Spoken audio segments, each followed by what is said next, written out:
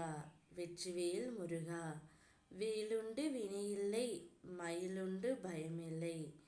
என் அன்பு தங்கமே, இன்றே இந்த நாளில் நீ ஆசைப்படும் நபரிடமிருந்து உனக்கான நல்ல செய்தி ஒன்று வரப்போகின்றது. இதை முழுமையாக கேள் தங்கமே. நானும் உன்னை கவனித்து கொண்டு தான் வருகின்றேன். இப்பொழுதெல்லாம் எதையோ இழந்தது போல, எதையோ பெரியதாக பறி கொடுத்தது போல அமைதியாகவும் தனித்தும் இருக்கின்றாய். உன் முகத்தில் சிரிப்பு இருக்கின்றது, ஆனால் அது வெறும் உதட்டளவில் மட்டுமே இருக்கின்றது. உன் உள்ளத்தில் எப்பொழுதும் ஏதோ ஒரு யோசனை இருந்து கொண்டே இருக்கின்றது. உன்னுடைய உறவுகளும், உன்னுடைய நட்புகளும், உன்னுடைய குடும்பத்தாரும் உன்னிடம் பேசும் பொழுது உன் உதடு மட்டுமே பதிலளிக்கிறது. ஆனால் உன் உள்ளமும் மனமும் வேறு ஏதோ சிந்தனையில்தான் இருக்கின்றது என் தங்கமே. எதற்காக இவ்வளவு கஷ்டங்களை உன் மனதில் சுமந்து கொண்டு இருக்கின்றாய்?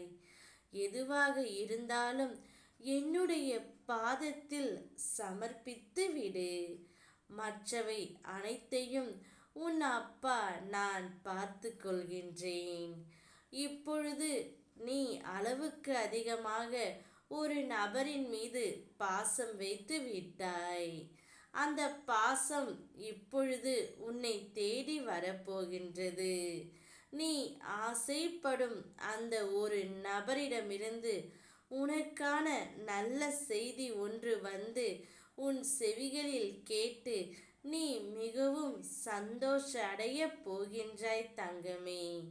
வாழ்க்கை அவ்வளவு எளிதல்ல.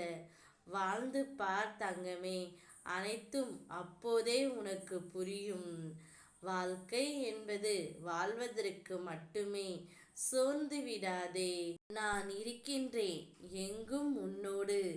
நீரிலும் நிலத்திலும், காய்ந்து போன கம்பிலும், மனிதர்களிடையும், வனத்திலும், இந்த தேசத்திலும், வெளி தேசங்களிலும் எங்கும் நான் இருக்கின்றேன் தங்கமே. நான் எந்த ஒரு தேசத்து எல்லைகளுக்கும் உட்பட்டவன். என்னிடம் நீ வேண்டினாய் அல்லவா, அதை நான் உனக்கு நிறைவேற்றியே கொடுப்பேன்.